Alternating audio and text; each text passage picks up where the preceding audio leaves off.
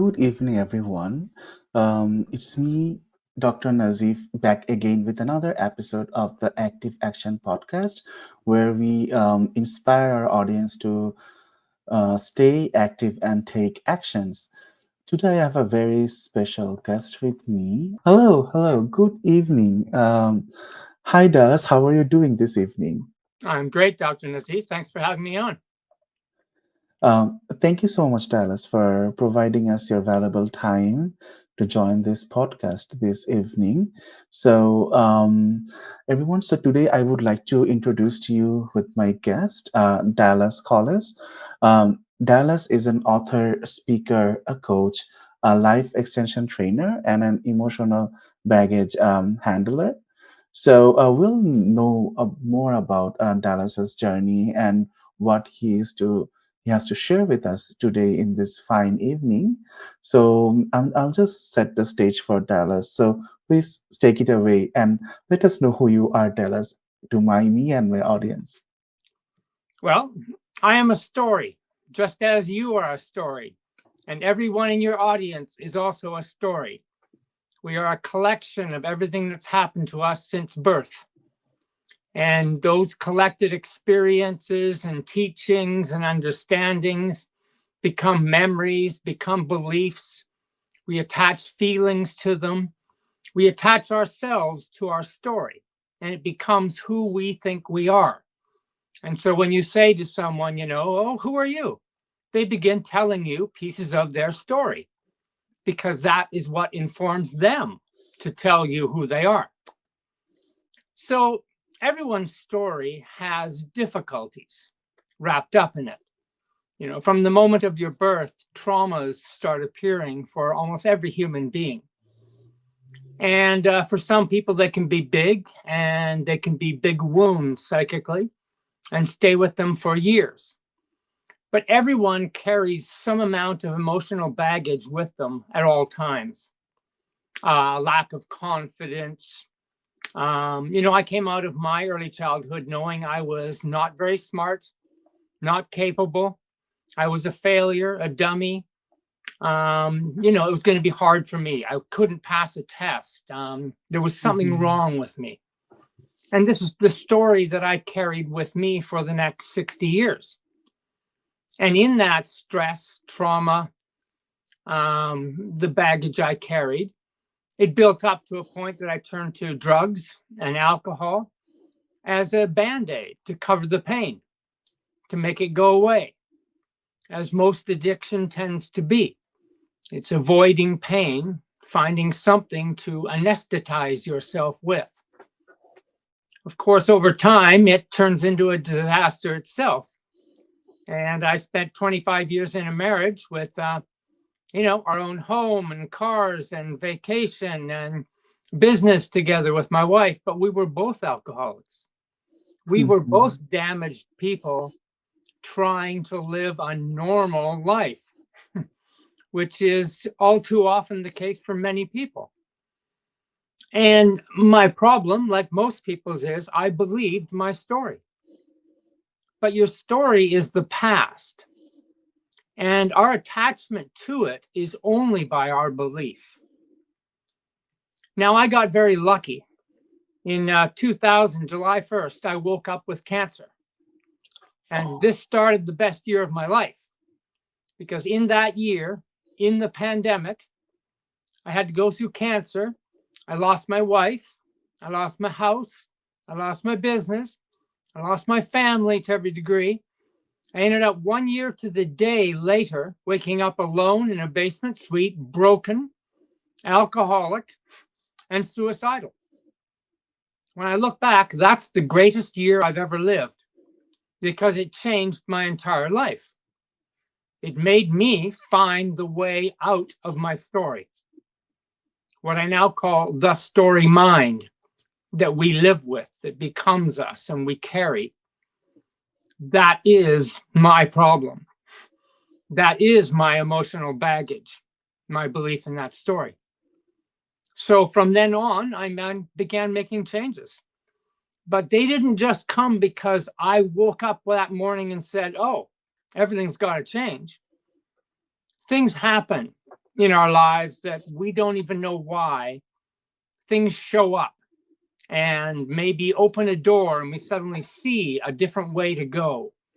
A light goes on in your head. Why? You're not ever really sure. It just suddenly happens. Maybe fed up enough, maybe enough pain, enough suffering that you finally go, anything, anything but the path I've been on. And Mhm. for me, it was a podcast playing in the background while I was preparing dinner one night. And the man on the podcast said one little sentence. He said, "Show me yesterday." That hit me like lightning because I had believed my whole life is based on yesterday. And when he said, "Show it to me," I thought, yeah, I can't go to the cupboard and pull yesterday out and say, "Here, look, Dr. Nate, this is yesterday." Where is it? Well, it doesn't exist. It's only a memory. It's not a physical reality. So being traumatized at 10 years old and carrying it for the next 50 years, what was I carrying? There was no physical thing called a trauma. That was an event 50 years ago. I was only carrying the memory and the meaning I had attached to it. No one else. No one came to me at 10 years old and said, "Here's what this event means. Now you have to carry it for the rest of your life." No one did that. So Right. how does it happen? I had to have done this to myself. So my big first revelation was I had to take responsibility for the last 60 years. All that hurt and damage and pain was mine to own, not someone else's. I used blame as another addiction. I blamed the world. I blamed the government. I blamed people. I blamed events. Anything but me being responsible for anything. And that's a defensive system to keep it away. If it's not me, I'm not at fault. I don't have to be worried about it. But the reality is that is how we carry the baggage because we don't take responsibility. We just keep going forward carrying it, but we don't own it. So once I owned it, I realized yesterday's not real. I don't have to believe in it. If I didn't believe in yesterday, I wouldn't have suffering and pain and all these problems because they're only held in the memory. And you change beliefs all the time. You believe things 10 years ago that you don't believe today. Yes. You will believe things in 10 years from now that you do believe today, and that will change. So our beliefs are only as real as we're willing to believe them. As silly as it sounds, that's the responsibility. I Sorry. I no, I'm so glad to hear that, Taras, and I really feel that the way that you speak and the way that you describe it. I know, I know, like, life has been very difficult for you, but I can just tell you by looking at you, you took a lot of strength from the journey, and that is actually who made who you are today.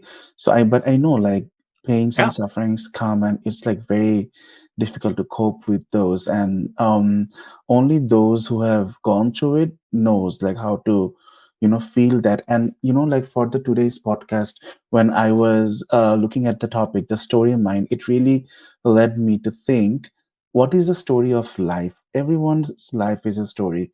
My life is a story. Your life is enriched of stories. Everyone's life is story, but do we actually look at those stories? Do we actually reflect on those? That's a big question, Dallas. So, Dallas, the topic of today's podcast is the story mind. Can I ask you, what do you understand by the word story mind? Certainly. Um, I think we have a conscious mind, and that conscious mind is the one when we're paying attention, right? We're Mhm. focused on something. Um, that mind is clear and in the moment. It is right now, what we're doing right now, speaking together. We have to be conscious, paying attention to one another. Otherwise, we couldn't have a real conversation. That is your conscious mind. We also have a ton of habits and routines and subconscious behaviors that we don't have to think about. Mhm. I drive home from work after a tough day. I walk into the house and I put my keys down on the counter. And the sound of the keys hitting the counter wakes me up. And I go, oh, I don't even remember driving home. Have you ever done that? You just did something so subconsciously and out of routine Mhm. behavior that you can't even remember doing it. It's like you were sleepwalking. Well, that's Mhm. the story mind. That is the mind that's full of these routines, these habits, these regular behaviors that you don't think about that come out of the past, out of memory, memories that you give meaning to. And when they come up, you know what the belief is in that memory.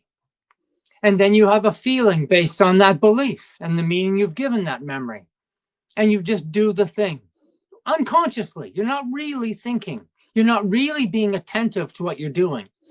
And most of our lives are lived like this because we've been practicing all the years you've been alive. You've been practicing acting in your story mind. All that baggage is you. And you only get out of it when you have to pay attention, when you have to do something specific, you know? And those aren't the most of your day. Most of your day is in that past or in a fantasized future. And those are story positions of your mind. They're not the active conscious mind. And the more we are active and conscious and not in the story, the better life becomes because we're not carrying the weight of those bags. And like those packages can be very heavy. So it's a Literally, wonderful idea, Yeah. literally. You will Hmm. see people that are tired and fed up and literally physically exhausted because they're carrying the baggage. Just thoughts can make your whole body exhausted. Just as thoughts that are happy and excited can give you incredible energy and lift you up just in your head. This is the incredible power if you can get a hold of it. And I'm not suggesting it's easy either. It's not. It takes a lot of effort to be For sure. conscious, to pay attention to yourself, to For think sure. about your thoughts. Takes real attention. Thank you. Thank you so much, Dallas, for explaining my audience what StoryMind is. And I think they would definitely take a lot of inspiration from your words of wisdom. So I just wanted to know a bit from you because I know like many of my audiences, they go through like emotional things and emotional traumas, even if those are success or losses. There are many kinds emotional baggage that we have. I was very glad to see, like, when you describe yourself as a emotional baggage handler, to learn from you. Can you please share with me and my audience some of those, like, stressful moments? How would you like deal with those moments? How could someone, like, overcome those, or what can they do to overcome those? Well, I think one of the biggest things to understand is that we are each much stronger than we think we are. When I Mm-hmm. got to the end of my year of life collapse and I was suicidal, I was literally Oh, planning to end my life because I figured that was the only way out of all this pain was to finally just end it. And a friend came to me and was talking to me, and I was expressing this feeling of being weak, not being able to stand up to this, that I was just done, crushed, beaten. And he looked at me and he said, hang on a second. In 1 year, you went through cancer, lost your wife, lost your house, lost your business. You're an alcoholic. And this is during a pandemic, and that didn't kill you. What do right. you mean you're weak? And it was like I went, huh, you mean I might be strong enough to do this? I never dreamed it. All I saw was the destruction and the pain. I didn't see the person going through it and saying, yeah, I can take this. I'm going to get back up. And so I think that's the first message to everyone is that in your worst moment, you're stronger than you think. Much stronger than you think. We are an amazingly resilient creature. I mean, we're here on this planet at this evolved state because of that resilience. And each of us has it. And there's a million stories out there for someone who's got it far worse than you. And they still got through it. And we have to take some strength and comfort from that, knowing no one is special in this. My story isn't special. It's terrible and it was horrible, but it's not special. It doesn't make me unique. We all have these abilities to go through terrible things and stand back up. But I think the other side of that coin is to understand that story and the power that you have given it to control your life. You know, all our habitual patterns and routines and behaviors come from the story. And we end up sleepwalking as an actor in our story without really consciously thinking a lot of the time. And so, you know, I had patterns. I would get up in the morning and go sit in my chair, you know, and flip on the tube and watch some YouTube or whatever. Get my coffee and relax. I had to take my chair out of the room. So when I got up in the morning, I saw a hole in the floor. I went, oh, right, don't sit down. I've got a sticky note on my TV. It's right now, and it says, get off your ass. Because it knows I'm sitting there watching it. Right. I've got a sticky note on the fridge. It says, what's going into your mouth? Because we eat habitually. We eat out of routine and comfort and convenience, and we don't get conscious and think about it. And I had to do that because I had to get healthy. I had to find a way to get my health back so I could get my head on straight. Dallas, if you don't mind me, so I'm so sorry for interrupting you for a second. If you don't mind me asking, like, how are you doing now? How is your health now? Fantastic. Excellent. I'm in That's better shape excellent. now than I've ever been in my life, mentally and physically. I'm just the happiest person I've ever been. That's excellent, Dallas. I'm And so glad to hear that. everybody can be happy all the time, not just sometimes. I really believe there is no reason. I don't have any problems in my life. I don't have a bunch of money or an easy life anyway, but I don't have a problem because I don't make anything a problem. Life is just a bunch of situations, not problems. That's the mental disorder that makes things a problem, so we stress about them. I don't have any worries. I don't have any concerns. I have no fears anymore. Because once you've gone down a path like this, what would you be afraid of? It What makes you is there in stronger. the world to be afraid of? There's Right. nothing. It Nothing. definitely like makes you stronger, and you're such an inspiration, Dallas, because I know like many of my audiences, they are in their 50s or 60s. We know the phrase that life actually starts at 50-year-old, life actually starts at 60-year-old, but you're in the living example of one of that. So I'm so glad I heard that Yeah, you're doing there's no excellent age. now. There's no age. There's no time in life. You are where you are when you are. You're doing whatever you'll do. It doesn't matter. There is no, oh, it's too late for me. I work with some seniors and they have that attitude. Well, my time's done. That's good for the younger people. And I say, why? You have these dreams and thoughts in your head. You don't have to leave them. You can be 100 years old and start again. I've got a friend who's 89. He's going back to university at Oh, that's 89 wonderful. because he wants to.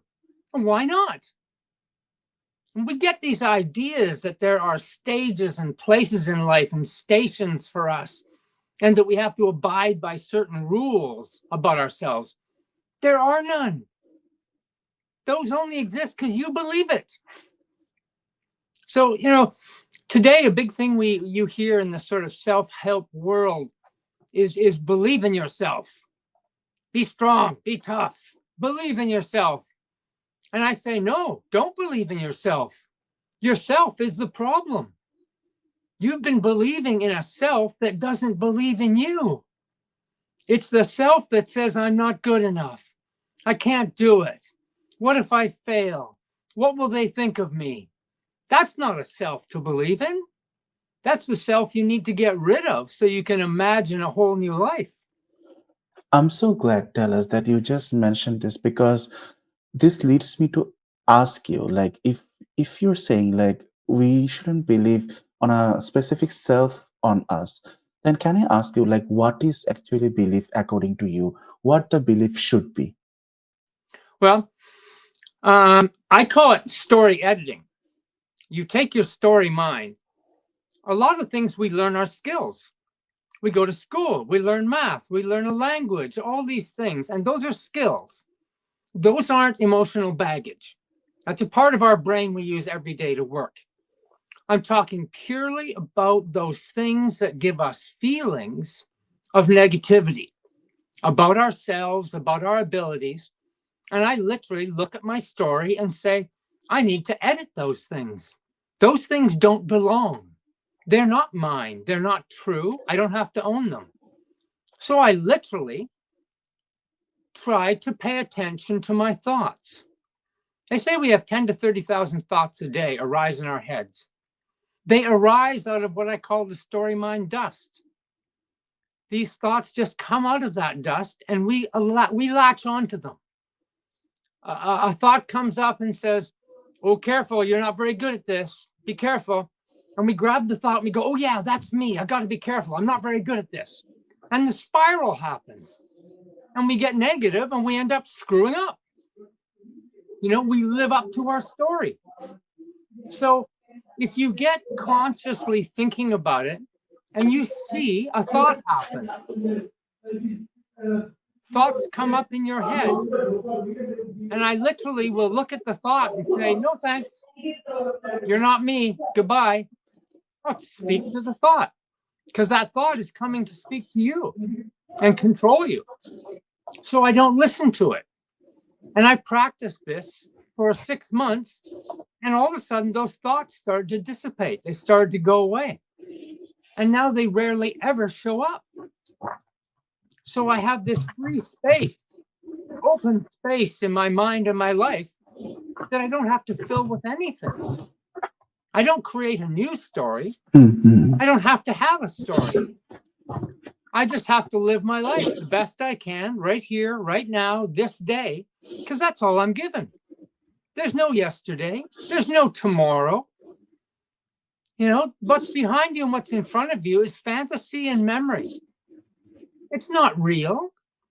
This is real. You and I are sitting here talking to each other from across the world, spending this time together, and that's all that's happening. I'm not at the same time thinking, oh God, what happened yesterday? Or, oh God, what do I have to do tomorrow? I'm not, because those things aren't real. This is. So you stay here. You don't go there. You don't travel to your past. You don't travel to your imagination of a future tomorrow. You keep yourself working right here, right now in life. So if I like hear properly what you're saying, Dallas, is present actually matters, and it's how like we take advantage of this for our advantage. It's like how we act that matters in the present. Because even though like our actions in the past, we cannot change them. Right, Our actions in the past, it's not in our hand, right. and it's not that everything goes well and everything is in our control. But even though if we act like clearly, and if we act like actively and in the correct state in the present, that might even have some positive influence in the future as well. So it's very important that what we do now is very important, like at the present moment. Yeah, I would Mhm. never suggest that you shouldn't have goals or dreams for the future. Those are good, healthy things to have. They can be very motivating and exciting. Nothing wrong with that.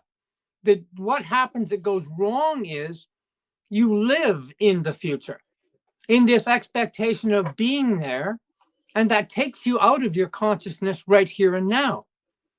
I think this is why most people don't reach their goals, because they're always going, when I get there, it's going to be good. When I get the money, I'll be happy. When I get the house, everything's going to be good. When I find the partner I can be in love with, I'll be happy. And it's like somewhere you're going to get to. And I said, you're not going to get anywhere. You're already here. There's nowhere to get to. The work you do now will show up tomorrow, but you can't change tomorrow. Like you couldn't change the past. You can only change what you do right now while you're awake between getting up in the morning to going to bed tonight. That's your life. For me, I call it the 16-hour life. Every day of my life is 16 hours. I sleep for 8, so I have a 16-hour life in which to live. And in that 16 hours, can I go for a walk and be active physically? I think I could do that. Can I eat a little better in that 16 hours? Yeah, I can probably do it. It's just one day I have to eat a little better. It's just one day that I have to get in some exercise. It's just one day I should tell someone I love them. It's just one day that I have to take care of myself and stay out of the past and out of the future and work right here, right now, focused with attention on my life. One day. Who can't do anything for one day? That's all you ever have to do. And tomorrow, when you wake up, you get one day and it's a do over. Because anything you did wrong today, you can correct on your next one day. It's a fabulous gift to make life small. Life doesn't have to be big. You can spend all your time in climate change and war and famine and poverty and inequality. And there's a million reasons to be down and negative and upset in this world. But if you crush your life down to what it really is, you can only treat someone with love right now. You can't do it yesterday. You can't do it tomorrow. You can only make the whole world better by you living as a better human being right now. We can only be brothers and sisters by expressing that right now. There is no other time or place. It's not going to change in the future because this is always the present. There is no future. When tomorrow comes, it's today. It's always Mhm. going to be today. So just focus on this day. If you stop worrying about what's going to happen tomorrow or dragging the bags from the past, life gets simple. Life is not difficult. Break it small, break it very small. I had to start with tiny baby steps. All I started with was when you get up in the morning, go outside for a walk. That was my goal. Every day was the same. Just go for a walk. But that started my body and my mind getting healthier. One little tiny step. Whatever problem I had to look at it and say, it's just a situation. Can I deal with the situation? No? Okay, then drop it because you can't do anything about it. It's just like the past. You're not going to go back and fix it. Deal with what you can today and deal with what you can again tomorrow when you get up because it's today again. Keep it there. And life becomes so much easier, so much more fun, so much happier because you control it. You're not walking around like a zombie, constantly thinking about what you did wrong or what might go wrong tomorrow. We all do this. We're living in our heads and worrying and stressing and getting upset. And it's never about right now. There's nothing wrong right now.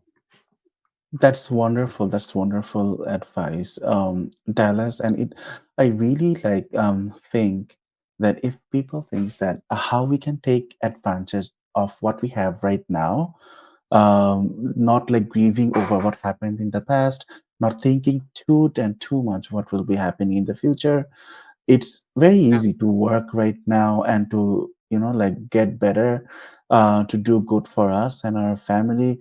But I don't think many people get it, but being living in the present moment is a big thing to do and a very strong and stressful thing to do as well. But training the mind in that way, like to live yourself the moment that you have right now, is very very important, and I'm so glad you have that same perception, Dallas. I had a question for you, Dallas. Is that when I describe you, I do say as an author and a coach. And one thing was very interesting to me that you mentioned that you're a life extension trainer. Can you explain our audience what a life extension trainer is and how do you do that? This wonderful thing. Certainly. Um, my whole journey after my year of collapse, my first movement was to get healthy. So I broke it down into 5 areas and said there's physical fitness, there's food fitness, mental fitness, social fitness, and sleep fitness. If I could get a hold of those 5 areas and make them stronger, I'd be well on my way. And as it turns out, those things will extend your life because, of course, it is a sedentary lifestyle that brings on a lot of disease. It is our diets that bring on a lot of disease. It is our emotional welfare and state of being in our mind that also causes disease. It is our lack of sleep because of all the stress and tension that causes disease. And so, if you can take care of those areas, you will extend your life. It doesn't mean you're going to live 120 years, 130 years. It doesn't mean that at all. It means your quality of life, your health span will go much further. Far too many people spend their last 10, 15 years sick, really unhealthy, a horrible way to live. I just went through the last 8, 10 years of my mother's life of her being sick all the time, Mhm. sedentary, having a lousy diet, just not taking care of herself. So I began doing that. I began training at a gym and helping people, giving people advice on eating. Then I wrote a book. It's right here behind me, the red cover, Fit 5 Life. I'm moving the wrong way. And it was all about that. But they brought me to this next stage. Every person I worked with would run into roadblocks. And the roadblocks were always the same. They were this story mind. Their story kept coming up and getting in the way. And they weren't Mhm. confident or they didn't have the drive to do it. And they would get upset at themselves and beat themselves up. And they would blame all sorts of things in their life that they weren't what they wanted to be. And so this constantly came up to me. And I realized this is the basis to everything. What we're carrying around in Mhm. our heads is doing all the damage. None of these people had someone standing beside them telling them they're stupid. They were telling Mhm. themselves they're stupid. I mean, you wouldn't let a friend talk to you the way your mind sometimes does. None of us would. And Yes, indeed. this Indeed. beating ourselves up is shocking when you look at it rationally and you realize it's outrageous that we've allowed this to happen. And that's the whole point. We have allowed it to happen because we've been sleepwalking. So life extension led me right into this because I also found the healthier you became, the stronger you become mentally. The body and the mind are completely linked together. Medicine and philosophy and everything has had 100 years of believing this separation of the brain and the body and this very mechanistic approach in medicine and not believing you could think yourself into cancer. A few years ago, that was silly. Medical community thought it was absolutely silly. Psychologists said, and that can't be done. Now we know you can. You can worry and stress and have so much anxiety that your actual mitochondria break down and don't produce the energy systems you need, and organs begin to malfunction and dysfunction, and we have disease, chronic illnesses stemming from mental illness. And the mental illness, I no longer believe is real. It's just a story mind. It's bad connections and beliefs in ourselves. And so we get hung up in these loops of pain and suffering and disbelief in ourselves. And of course, everything gets dysfunctional. Of course, I want the potato chips and the ice cream and I want to sit on the couch. I just want it to go away. Of course, I want the alcohol. Of course, I want anything that'll take it away. I'll eat myself into comfort somehow. I'll drink myself into it. Hmm. And so we all end up going down further, down the same path, getting worse and worse. And this only inflates the mind's problems, doesn't take them away. So I think 100 years of talk therapy, we have to look at it and say it's been a failure overall, because all we're doing is recharging a memory. We're running it over and over, talking about it. This doesn't make the memory go away. You can't heal trauma. You have to walk away from trauma. You have 80% of your life you can't remember right now. You don't know what you had for breakfast on September 14th, 2005, do you? No, no, not at And all. who would? If we held every memory, we couldn't function. We'd be overloaded. So if you think about that and realize 80% of our memories, we don't hold on to them. How do we not hold on to them? Because we don't repeat them. We don't replay them. We don't watch the movie. If I repeated that breakfast in my mind 5 times a day, every day, I could tell you right now what I had because it would be a clear memory. We take trauma and we replay it over and over in our mind, like a movie, until it becomes us. And we know it is us, but we've created it. You can actually stop remembering things. You can actually catch your mind when it brings it up and say, no, thanks, not interested, and stop it. And if you do this enough, for me, over 6, 8 months, it started to fade away. Everything started to fade away because I didn't replay the movie. I decided not to be the actor in my film anymore. That was not a movie I wanted to play in. So I got off the stage and I walked away. Thank you so much, Dallas. And I think our audience will find it like very, very helpful to understand like what does a life extension means and how they can do what actions they can take, to have their life extended and like to have like have a bit of a longevity that everyone desires in Yeah. life. I really, really appreciate that, Dallas. At this point, Dallas, I just wanted to ask you, like, for the benefit for my audience, how could they reach out to you for guidance and for inspiration? If you can kind of let me know. Well, I always say today, you can't hide anymore in this No, world. for If I sure you have your can't. name, I can find you online. Yes, for So sure. I say now, I'm on TikTok and Facebook and Instagram. You have my name, you're going to find me. I can't hide from you. Yeah, for sure, for sure. Audience, if you're watching this podcast in YouTube, then I have put Dallas's Facebook and Instagram handle in the screen. So, and also, like, if you go to the Active Action Podcast website, we have a web page for each of our esteemed speakers.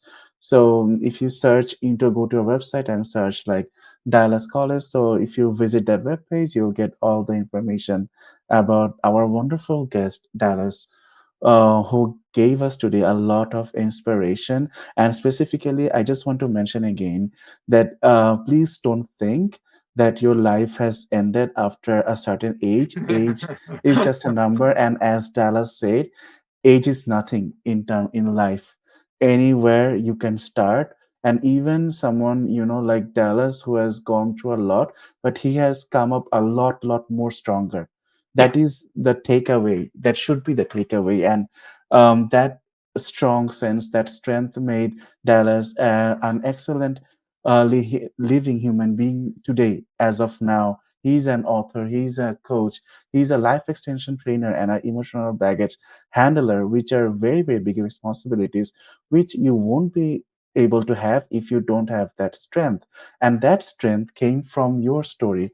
That strength came from your experiences that make you live, like make you a little bit wiser every day. Yeah, So, we hope so. we hope so. Yeah, for sure. So I would really, as being cognizant of the time that it's coming to an end for this episode. But Dallas, I really, really appreciate your kind words of wisdom, and for your very, very valuable time. I know you're very busy, but your very valuable time that you have provided us in this podcast. So, for any last word for the audience of the podcast, if you have. Yeah, examine your history. Okay. Yeah. Look at it. Do you Hmm. really have to believe it? Is it really true today? Self examination is the beginning. You don't have to believe your story. There's For no sure. law here that says you have to believe it. For sure. Thank you. Thank you so much, Dallas, Thank you for having me. for your time. So, thank you so much, everyone, all our audience from Inactive Action Podcast. This is your host, Dr. Nazif, and our esteemed guest, Dallas Collis, signing out for now. But we'll be back in another episode with another inspiration. Up until then, stay active and take action. Take care, everyone.